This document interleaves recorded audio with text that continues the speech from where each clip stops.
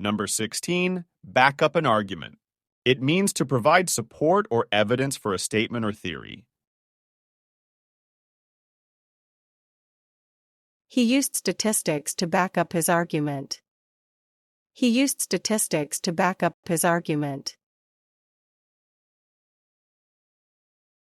To back up her argument, she cited several studies. To back up her argument, she cited several studies. You need to back up your argument with facts. You need to back up your argument with facts. Number 17, enter into an argument. It means to start or become involved in a disagreement. They entered into an argument over the game's rules. They entered into an argument over the game's rules. It's not wise to enter into an argument with him. It's not wise to enter into an argument with him. She didn't want to enter into an argument in public.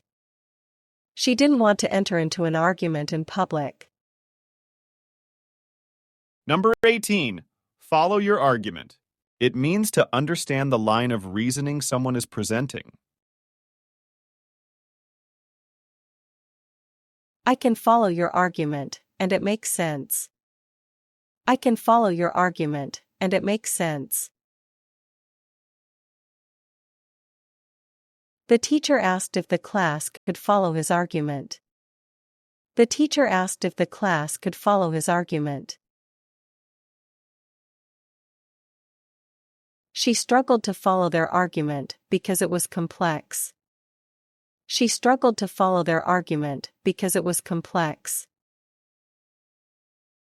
Number 19, differences arise.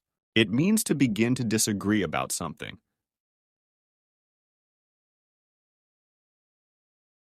Differences arise in every relationship at some point.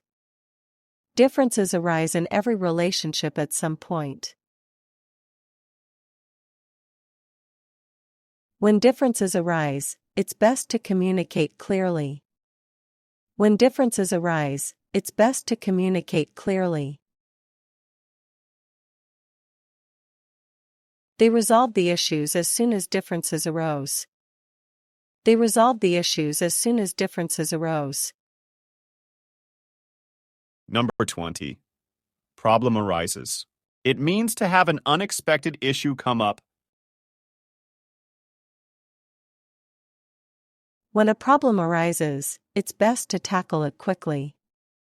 When a problem arises, it's best to tackle it quickly. If a problem arises, please inform the manager immediately.